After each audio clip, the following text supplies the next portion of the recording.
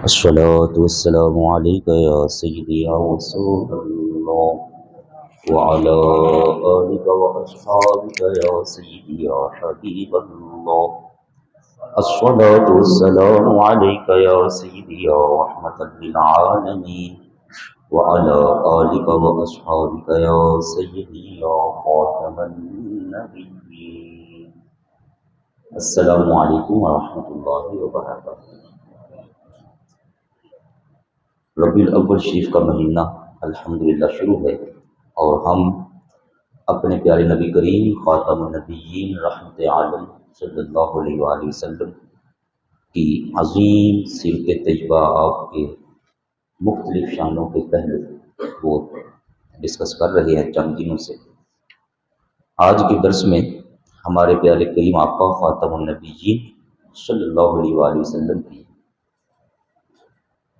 شان اقدس بحیثیت قائد اور رہبر و رہنما کیا کیا اللہ پاک نے آپ کو شان عطا فرمائی، ان میں سے چند ایک پوائنٹ کے حساب سے اور عظمت اور شان کے لحاظ سے۔ قائد آپ بھائی جانتے ہیں ایسا ہونا چاہیے جو ہر لحاظ سے پرفیکٹ، درست، اس پر کوئی اعتراض نہ ہو۔ اور غور کرنا ہے ذرا، جب اللہ پاک نے ایسا قائد چننا تھا جو ساری دنیا کے لیے قائد ہو، ہر قوم کے لیے قائد ہو، ماننے والے ہوں نہ ماننے والے، سب کے لیے قائد، رہبر اور رہنما کے طور پر نمایاں ہو کر آئے، تو سوچئے اس قائد کو اللہ پاک نے کیسے شانوں سے منعمان کر دیا۔ دنیا میں اگر کوئی ذی شعور بندہ ہے نا، عقل والا بندہ، تو وہ غلط قائد کو نہیں چنتا، صحیح بندہ ہو، انصاف والا بندہ ہو، ترجیح دینے والا اہم بلا وجہ بندہ نہ ہو۔ صحیح بندہ جو ہوگا وہ نہیں چنتا کسی غلط قائد کو، کمزور قائد کو۔ تو سوچیے اللہ تبارک و تعالیٰ تو کائنات کا خالق مالک ہے، اس نے انسان کو بنایا ہی اس لیے تھا کہ میں زمین پر اپنا خلیفہ بنانا چاہتا ہوں۔ حضرت آدم علیہ السلام کی تخلیق سے جب بات چلی، زمین پر اپنا خلیفہ نائب میرا ہو، اور اس خلیفہ کا جو پورا مضمون مفہوم کامل طور پر پورا ہونے والا تھا وہ تو ہمارے آقا پاک ہیں صلی اللہ علیہ وسلم۔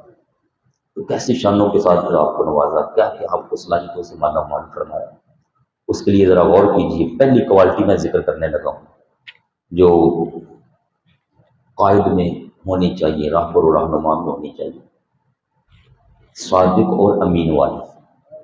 صادق اور سچ بولنے والا، سچا ہو، سچائی کا ساتھ دینے والا، اور امانت دار ہو، دیانت دار ہو، اس میں کوئی بھی کسی لحاظ سے کھوٹ اور کمزوری نہ ہو۔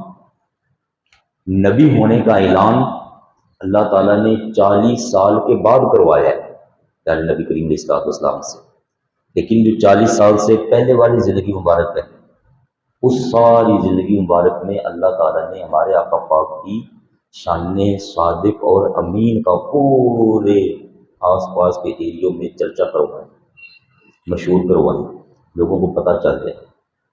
آپ اس لمحے پر ذرا چلے جائیے جب حضور علیہ السلام نے نبی کا اعلان فرمانے کے بعد پہاڑی پر چڑھ کر یہ فرمایا تھا، لوگوں بتاؤ میرے بارے کیا خیال ہے،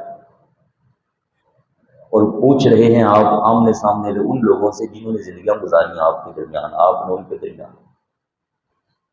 آپ جانتے ہیں نا لوگوں نے آگے سے کیا کہا تھا جب حضور پاک نے فرمایا میرے بارے کیا خیال ہے، لوگوں نے کیا کہا؟ آپ صادق ہو رہے ہیں امین، آپ کے بارے ہماری دوسری رائے کوئی نہیں۔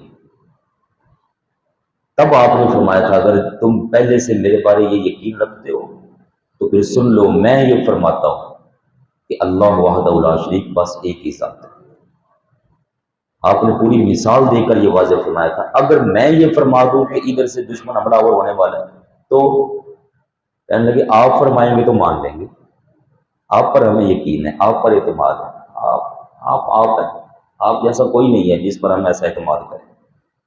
قائد اور رہبر ایسا ہونا چاہیے کہ وہ صادق اور امین کی شان والا ہے۔ اللہ پاک نے آپ کو کمال کے یہ جذبے اور ایک شان عطا فرمائی تھی۔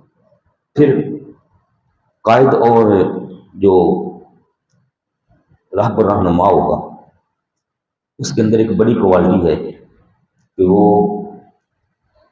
خیر خواہی چاہنے والا ہو، خیر چاہنے والا، زیادتی ظلم شر نہ چاہتا ہو۔ یہ عام حالت میں قائد کی ایک خوبی بیان کر رہا ہوں۔ جو اچھا بندہ ہوگا وہ ہمیشہ خیر چاہے گا۔ جو شر پھیلاتے ہیں، ظلم پھیلاتے ہیں، وہ کبھی بھی اچھے بندے نہیں ہیں، یاد رکھیے گا۔ چاہے وہ ملکوں کے قائد بن کے بیٹھے ہوئے ہوں، چاہے وہ گھر کے اندر قائد بن کے بیٹھے ہوں، گھر کے اندر بھی بندہ قائد ہوتا ہے۔ تو جو بندہ زیادتی ظلم غلط اور انتشار پھیلاتا ہے نا، وہ بندہ انتہائی غلط آدمی ہے، وہ صحیح انسان نہیں ہو سکتا، وہ شرارتی آدمی ہے، شریر آدمی ہے وہ، جو امن کو تباہ کرے، امن کو خراب کرے، جبکہ امن آ چکا ہوا ہے۔ قرآن عظیم میں 21ویں سپارے میں اللہ پاک کا فرمان ہے، 2-3 جگہ اور بھی ہے، لا تفسدوا فی الارض بعد اصلاحها، جب زمین میں اصلاح آ چکی ہے تو اب اس پہ فساد مت پھیلاؤ۔ یہ حکم ہے اللہ پاک کا، مت پھیلاؤ فساد زمین میں، فسادی نہ بنو۔ جو صحیح رہبر و رہنما قائد ہوگا وہ کیا ہوگا؟ اصلاح چاہنے والا، بھلائی کرنے والا، سنوارنے والا، بگاڑنے والا نہیں ہوگا۔ اور ہمارے آقا پاک صلی اللہ علیہ وآلہ وسلم، کیا آپ کی شان اقدس ہے، آپ نے تو معاشرے کو ظلم و زیادتی سے پاک کر کے ایسا سنوار دیا تھا، وہ مائیں، وہ بہنیں، وہ کمزور لوگ جن پر پہلے دور کے اندر ظلم ہوتے تھے، وہ جب اسلام میں آئے اور ان کے حقوق ملنا شروع ہو گئے، ہر ایک اپنے اپنے نہج پر بہترین اپنا اپنا حق وصول کرنا شروع ہو گیا، وہ لوگ کہا کرتے تھے ہم نے آقا پاک جیسا بندہ کوئی نہیں دیکھا پایا۔ پھر ایک بڑی کوالٹی راہبر و رہنما میں جو ہونی چاہیے وہ ہے عدل و انصاف کا چاہنے والا، عام کرنے والا، عدل و انصاف۔ اور حضور علیہ الصلوۃ والسلام کا عدل و انصاف کیسا تھا؟ پوری دنیا کے اندر آپ کے صفاتی جو نام بیان ہوتے ہیں ان میں بھی عدل و انصاف کا بیان آتا ہے۔ پوری دنیا کے اندر اس وقت جو باہر کے لوگ بھی ہیں وہ بھی اس قانون کو فالو کر رہے ہیں جو ہمیں اسلام نے دیا، آقا پاک نے عطا فرمایا۔ اس سے بہتر کوئی ضابطہ ہی نہیں ہے، اس سے بہتر زندگی کا اصول کوئی نہیں۔ اور آپ نے عدل پوری دنیا میں عام کی ہے، صحابہ سے لے کر آل پاک ہر ایک بندے تک۔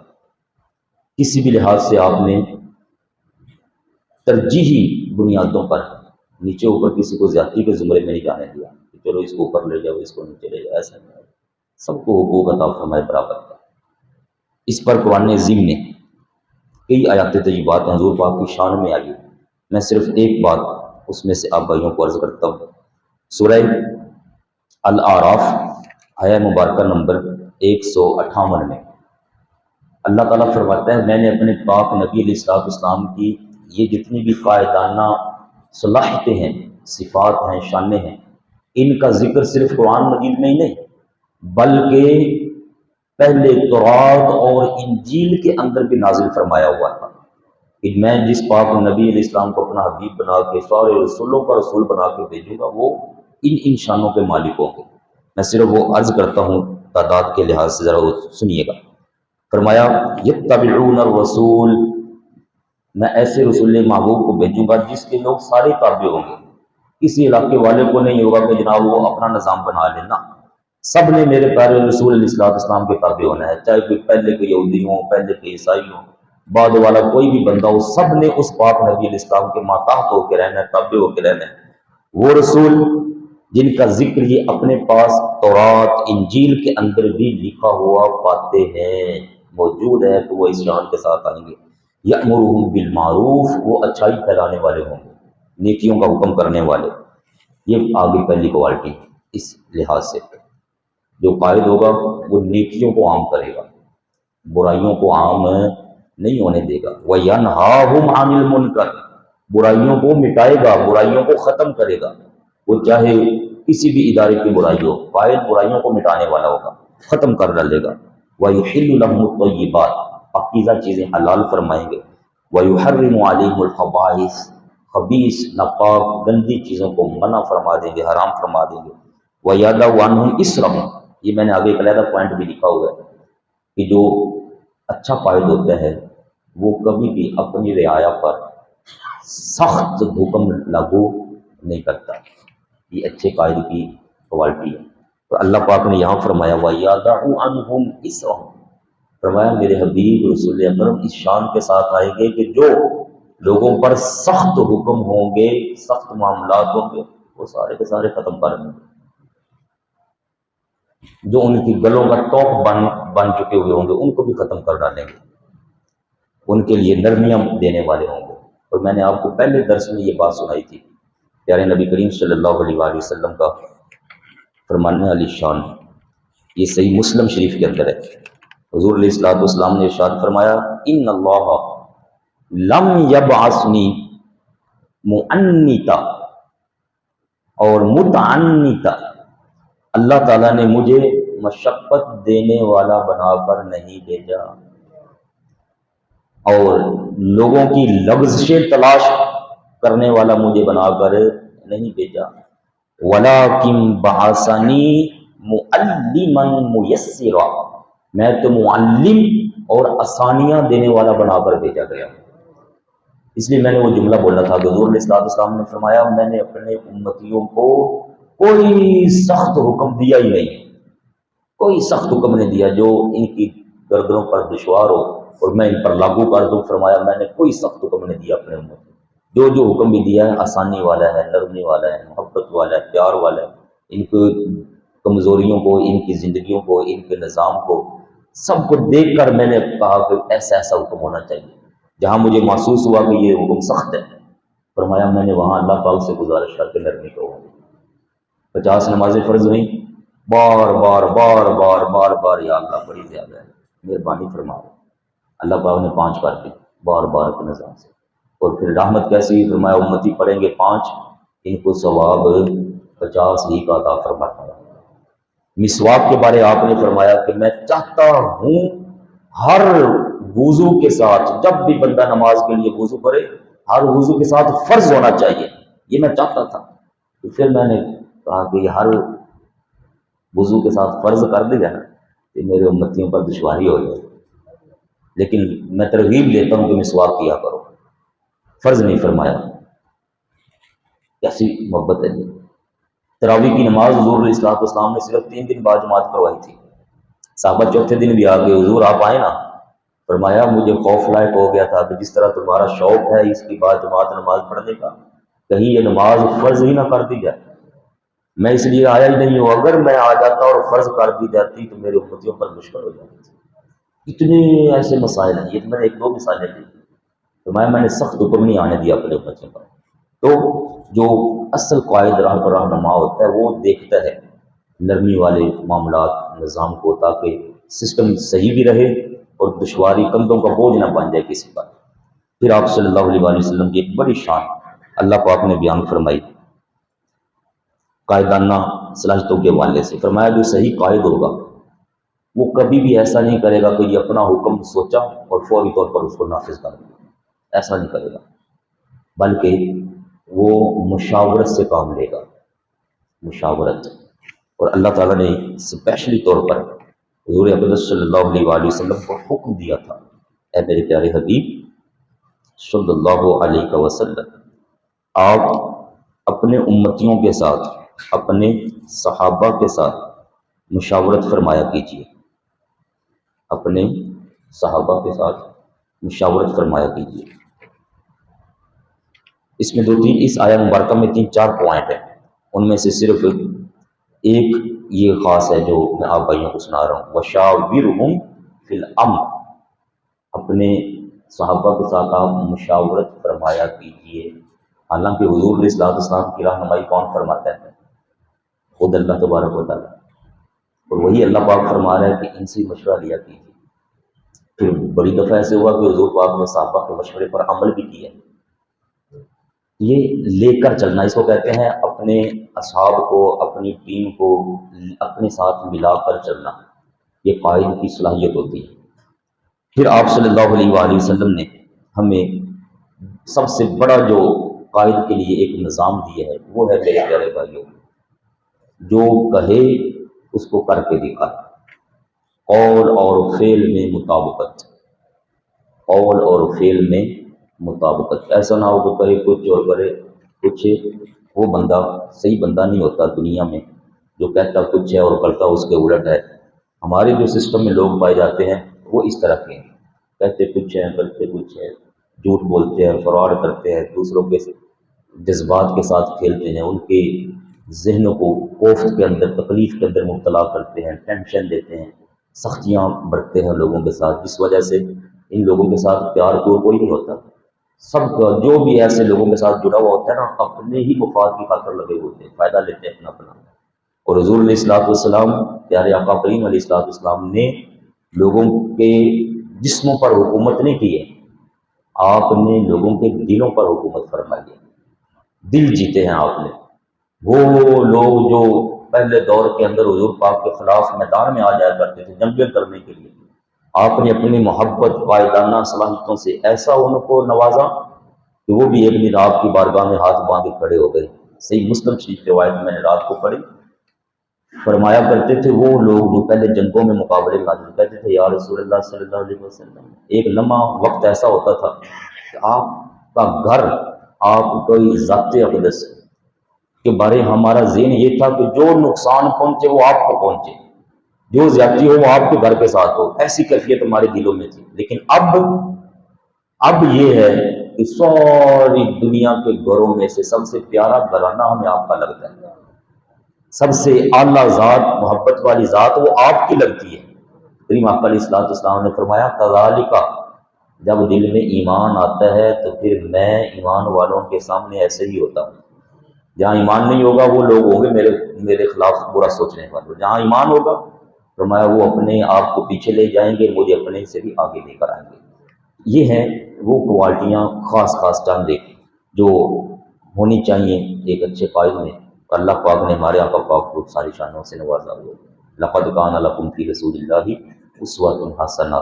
پھر قائد جو ہوگا نا وہ اصلاح چاہنے والا، تکبر اور غرور کرنے والا نہیں ہوگا، اپنے عہدے گریڈ کو غرور اور تکبر کے ساتھ ہرگز نہیں لے گا۔ تو سوچئے ہمارے آقا پاک صلی اللہ علیہ وآلہ وسلم تو سارے نبیوں کے نبی ہیں، تو یہ سبحان اللہ، سارے رسولوں کے رسول ہیں، سارے رسولوں کے رسول، سارے نبیوں کے نبی، فرشتوں کے بھی نبی۔ کوئی کائنات میں جگہ نہیں ہے جس کے حضور پاک رسول اور نبی نہ ہو۔ سب سے اعلیٰ و اولیٰ اور سب سے شانوں والے نبی، معجزے جتنے مختلف انبیاء کو علیحدہ علیحدہ ملے اللہ پاک نے وہ سارے اکٹھے کر کے پیارے حبیب پاک کو عطا فرمایا، کوئی کسی لحاظ سے کمی کا تصور بھی نہیں۔ اتنی زیادہ عظمت و شانوں کے مالک اور عاجزی اتنی زیادہ۔ آپ جب کھانا تناول فرماتے تو زمین پر بیٹھ کر کھانا تناول فرماتے، سر ارول تھوڑا جھکا لیتے، دایاں پاؤں مبارک کھڑا کر کے آپ بیٹھتے تو اماں جان صحابہ عرض کرتے ہیں حضور آپ یہ کیسے کھانا کھاتے ہیں؟ آپ فرمایا کرتے میں اللہ کا بندہ ہوں، بندے ایسے ہی کھانا کھاتے ہیں، ساری رات عبادت میں گزار دینی، پاؤں مبارک کے اندر ورم آ جانا، ورم سوجن آ جانی، خوب عبادت کا شوق صحابہ کو بھی، گھر والوں کو بھی، اپنے اماں جان عائشہ تو صدیقہ عرض کرتی ہیں حضور آپ تو نبیوں کے نبی ہیں، آپ تو اتنی شانوں والے ہیں، آپ کے صدقے سے تو دوسروں کی بخشش ہونی ہے، اتنی عبادت۔ آپ کیا فرماتے ہیں اے مومنوں کی ماں، کیا میں اللہ تعالیٰ کا شکر گزار بندہ نہ بن جاؤں؟ جب اللہ پاک نے نوازا ہے مجھے اتنی شانوں کے ساتھ تو میں اس کا شکر گزار بندہ نہ بن؟ مطلب جس میں جتنی عظمت شان مقام آئے گا وہ اتنا جھکے گا۔ یہ پوائنٹ مل رہا ہے ہمیں اس میں سے۔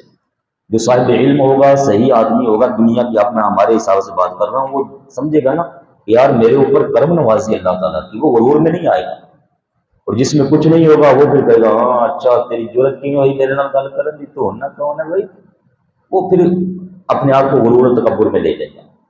اور جو شانوں والے ہیں آپ کا پاک وہ عاجزی میں جا رہے ہیں۔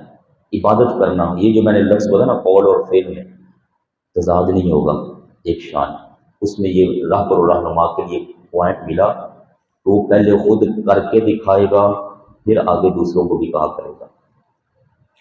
اور اچھے قائد کی نشانی ہے توکل علی اللہ، اس کا اللہ پاک پر بھروسہ ہوگا۔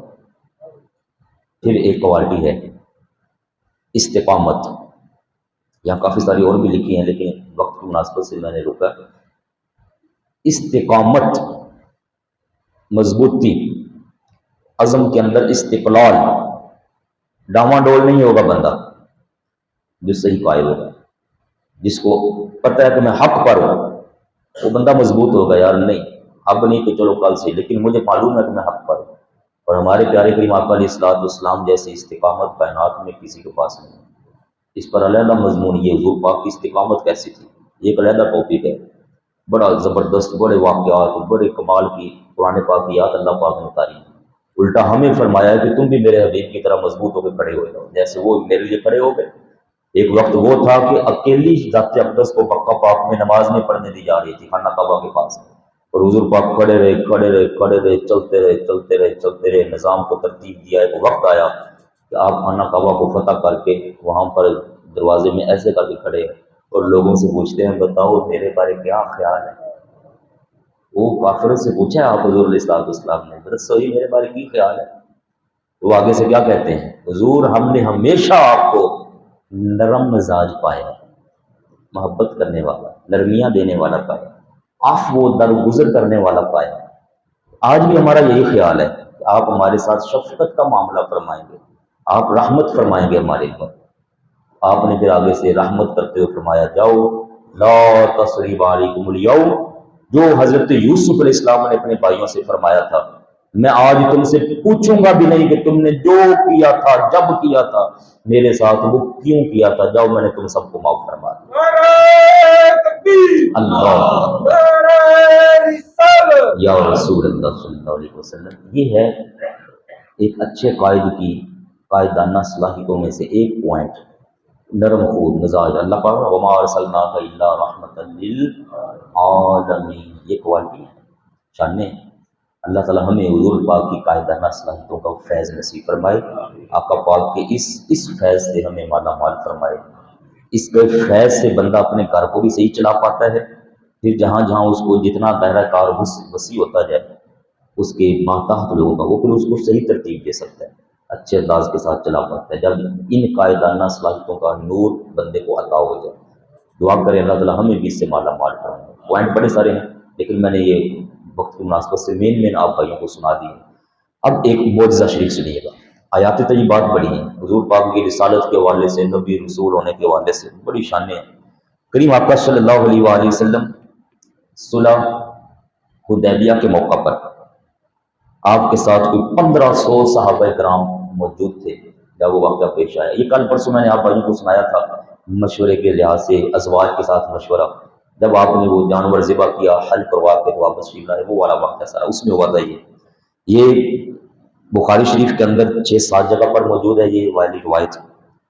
امام احمد ابن حنبل کی کتاب مسند کے اندر موجود ہے، امام ابن خزیمہ، امام ابن حبان، امام دارمی علیہ رحمہ، امام ابو یعلا نے، امام بہقی، ابن جاد اپنے مسند میں بھی بڑے بڑے ائمہ نے اس حدیث پاک کو، اس واقعے کو، اس معجزے شریف کو بیان فرمایا کہ صلح حدیبیہ کا موقع تھا، حضور علیہ الصلوۃ والسلام نے وضو مبارک فرمایا ایک برتن کے اندر پانی کے ساتھ، تو صحابہ کرام اوپر آ کے نہ ایسے کر کے جماعت کی شکل میں گھیر کر کھڑے ہو گئے، تو حضور علیہ الصلوۃ والسلام نے ایسے کر کے ملاحظہ فرمایا کیا بات ہے؟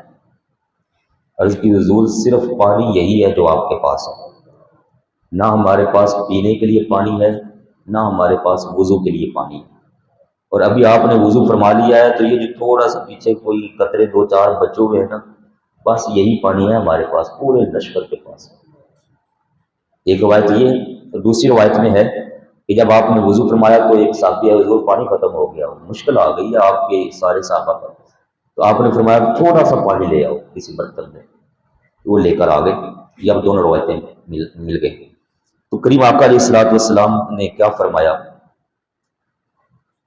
فَوَضَعَ يَدَهُ فِي الرِّكْوَةِ، حضور علیہ الصلوۃ والسلام نے اپنا دست اقدس مبارک اس برتن کے اندر داخل فرما دیا، اس برتن کے اندر داخل فرمایا۔ صحابہ فرماتے ہیں فجعل الماء یسور بین اصابعہ، یہ والا جو حصہ ہے، یہ والا حصہ، یہ والا حصہ، یہ خلال والا حصہ، یہ کہا ہم نے دیکھا حضور علیہ الصلوۃ والسلام کی انگلیوں مبارک سے پانی چشموں کی طرح جاری ہو گیا، برتن کے اندر بہتا جا رہا ہے، بہتا جا رہا ہے، بہتا جا رہا ہے، جسم کے اندر سے ادھر سے پانی نکل رہا ہے، اندر سے خون تو آ سکتا ہے، کبھی پانی نکلتا دیکھتے؟ پانی آ رہا ہے، اور اتنا پانی آیا کأمثال العیون، جیسے چشمے جاری ہوں، چشمے جو قدرتی چشمے ہوتے ہیں پہاڑوں میں چلتے پھرتے، ایسے جیسے چشمے جاری ہیں، ایسے پانی آ رہا تھا۔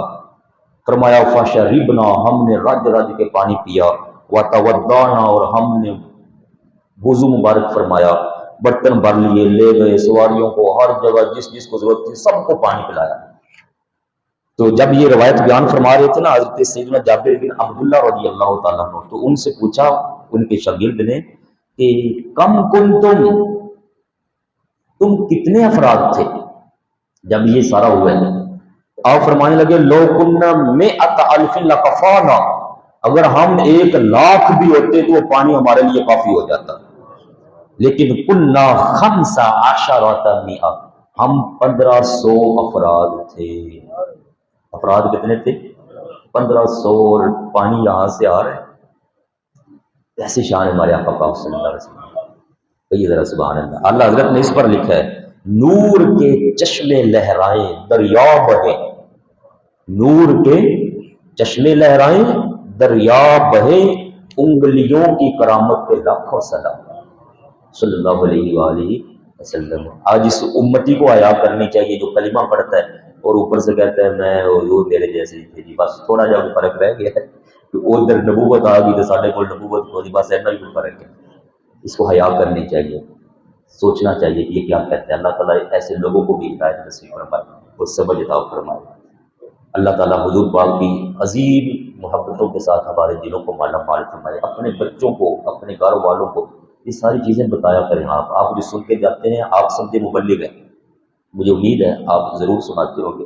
مجھے کئی دوستوں کے میسج آتے ہیں کہ جی وہ جو بیان ہوا، جو ریکارڈنگ ہوئی ہے وہ ہمیں لنک بھیج دیں، ہمیں بتائیں یہ کہاں پہ آتا جاتا ہے۔ کئی دوست مجھے میسج کرتے ہیں، لیکن یہ جو لائیو آپ سن لیتے ہیں یہ بھی ماشاءاللہ لائیو بیٹھ کے سنتے جاتے ہیں۔ بتائیں میں آپ کو ساری چیزیں قرآن و حدیث سے سنا رہا ہوں، کوئی بات اس میں ہرگز ایسی ایڈ کرنے سے بچتا ہوں کہ میرے لیے دشواری بن جائے یہ گل کتوں آئی ہے، تو بندہ کہ یہ گل تھی کتوں کی تھی، کیونکہ بندہ پھنس جائے گا یار ایویں منہ سے نکل گئی ہے۔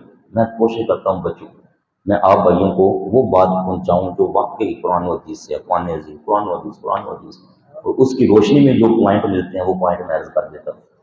خوب دل کھول کر سنایا کریں آگے باتیں، تاکہ ہمارے اندر مضبوطی آئے، ہماری زبان بھی چلے گی۔ آپ جہاں جہاں سنائیں گے، آپ اس وقت 1-2 بندے نہیں بیٹھے ہیں میرے سامنے، آپ اس وقت اتنے افراد ہیں، اتنے گھرانے ہیں، اتنے گھر ہیں، آپ اگر آپ اس وقت گن لیں جتنے بھی افراد ہیں، آپ اتنے گھرانے ہیں، اور ہر گھر کے اندر ایک بندہ نہیں ہوتا، ہر گھر کے اندر 3 4 5 6 افراد ہیں۔ آگے ان کی دوستیاں ہیں، خواتین ہیں، تو ان کی سہیلیاں ہوتی ہیں ان کے پاس آنے جانے والی، تو جوان لڑکا ہے، بیٹا ہے آپ کا، بھائی ہے گھر میں، تو ان کے آگے دوستیاں ہوتی ہیں۔ تو اگر آپ جا کے یہ سنائیں گے ساری چیزیں تو کتنی جگہ پر یہ جا کے اللہ پاک کا پیغام عام ہوگا، ہمارے آقا پاک کی شانیں انشاءاللہ تعالیٰ عام ہو جائیں گی۔ اللہ تعالیٰ ہم سب کو عمل کی توفیق عطا فرمائے۔ والسلام علیکم ورحمۃ اللہ وبرکاتہ۔